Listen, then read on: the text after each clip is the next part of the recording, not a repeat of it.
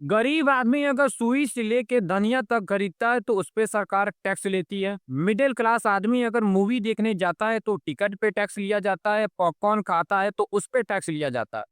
और थोड़ा और अमीर होता है, 4 पहिया गाड़ी उसके पास पहले से है, अगर वो बेच के नई 4 पहिया गाड़ी लेना चाहता है, तो भाई उस पुरानी पे भी टैक्स लिया जाता है। सब कुछ मिला के हम सबसे टैक्स लिया जाता है कि हम सबको सुविधा मिल पाए। सरकार इसी एक सुविधा में से भाई होता है महाकुंभ का आयोजन। सरकार पूरा एकदम प्रचार-सचार एकदम अच्छे से करती है कि भाई 144 साल बाद ये महाकुंभ आ रहा है, पता नहीं आप देखेंगे कि नहीं देखेंगे, इसलिए आप इस पे नहा लीजिए। और सब लोग भाई एकदम आतुर हो गए थे नहाने के लिए कि 144 साल बाद ये महाकुंभ लग रहा है। अब आप इसमें नहा लीजिए, पता नहीं आप अगला महाकुंभ जब ये लगेगा 144 साल बाद, पता नहीं ज़िंदे रहेंगे कि नहीं रहेंगे, ये तो पता भी नहीं चलेगा। 144 साल बाद भाई मुझे नहीं लगता कि कोई इसमें से ज़िंदा रहेगा, जो हम लोगों ने महाकुंभ देख लिया है। सरकार की व्यवस्था भी बहुत अच्छी चल रही थी।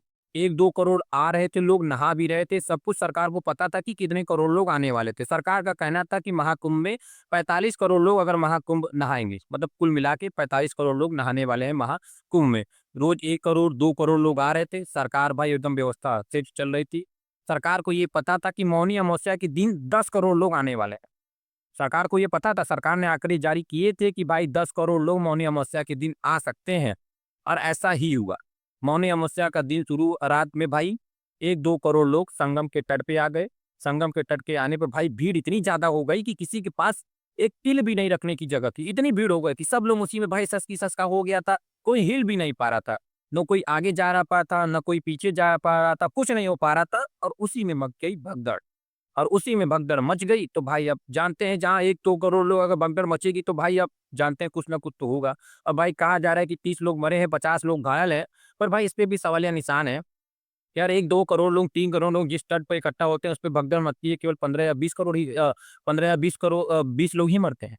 इस पे भी सवालिया निशान है, पर भाई सरकार अगर जारी कर रही है तो सरकार को ये अच्छे से पता होगा मेरे ख्याल से कि कितने लोग मरे हैं, कितने लोग नहीं मरे। अब जो सवाल उठा रहा है अगर उसके पास भाई सबूत है कि उससे ज़्यादा मरे हैं तो भाई पेश करे, सीधी-सी बात है। आप ऐसे हवा में तो तीर मार नहीं सकते हैं कि भाई इतने लोग ही मरे होंगे।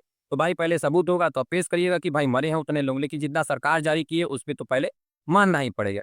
अब सरकार मरते हैं तो उसपे कह देते हैं कि जो मरा होगा उसपे 25 लाख दिया जाएगा। मेरा कहना है जो भाई मर गया उसकी आपने बोली लगा दिया कि जो मर गया उसको आप 25 लाख रुपए दी। ये कहाँ का दवा? जिसके घर का चिराग मर गया होगा, जिसकी माँ मर गई होगी, जिसकी बेटी मर गई होगी, जिसकी बहू मर गई होगी, उसकी जान की कीमत केवल 25 लाख रुपए है। आप केवल वीवीआईपी व्यवस्था में लगे थे। भगदड़ मची क्यों? इसीलिए कि भाई वो वीवीआईपी व्यवस्था में लगी थी। आप अगर वीवीआईपी व्यवस्था छोड़ देते, केवल आप जनता पे ध्यान देते कि जनता जो संगम के तट पर 1 या 2 करोड़ लोग इकट्ठा हो गए हैं, आप अगर उस पे सिर्फ ध्यान देते तो मेरे ख्याल से भगदड़ ना मचती। आप लग गए थे वीवीआईपी व्यवस्था में। अब वीवीआईपी व्यवस्था में अगर आप लगे हैं तो आधा सरकार तो उधर ही है। वीवीआईपी देखो आ रहा है, भीड़ को हटाओ, इसको हटाओ, उसको हटाओ। अब जो लोग वहाँ भाई आके खड़े हो तो उनका दिमाग तो खराब होगा ही होगा। अरे मैं यहाँ टैक्स दे रहा हूँ, मेरे पैसे का आयोजन हो रहा है, लेकिन मुझे ही भाई सब ये सब हटा दे रहे हैं रास्ते से। तो भाई ये सब होता है। अब जनता वहाँ पे थी, जनता का भाई आप जानते हैं ही जानते हैं, उसको नहाना है तो नहाना है, अब बड़े ही बड़े वीआईपी क्यों ना हो, उसको नहाना है तो नहाना है। आप वीआईपी हो, कितने भी बड़े वीआईपी हो, अगर 1-2 करोड़ लोग वहाँ पे आ गए हैं, अगर वो कुछ कह रहे हैं तो आपको मानना ही पड़ेगा, चाहे कुछ भी हो जाए। तो भाई अब उसी की वजह से व्यवस्था बिगड़ी और जो भगदड़ मची, वो भाई एक हो गया है दब्बा। दब्बा हो गया सरकार के, कह सकते हैं कपड़ों पे कि भाई अब आप उन्होंने जो आयोजन किया था वो गलत आयोजन था। इतने दिन सब कुछ सही चल रहा था, जब 1 करोड़ 2 करोड़ लोग आ रहे थे, सब लोग कह रहे थे, सरकार की सराहना भी कर रहे थे कि जिस तरीके से उन्होंने आयोजन किया है वो बहुत ही लाजवाब था और आयोजन लाजवाब था भाई, है भी। लेकिन वही एक दिन थोड़ा धब्बा लग गया है। अब ये पता नहीं धब्बा कब मिटेगा कि नहीं मिटेगा, लेकिन भाई दुःख की तो घड़ी है। जो लोग मरे हैं भाई उसके परिवार के प्रति मेरी संवेदनाएँ हैं, वो बहुत ही भाई अब क्या किया जा सकता है।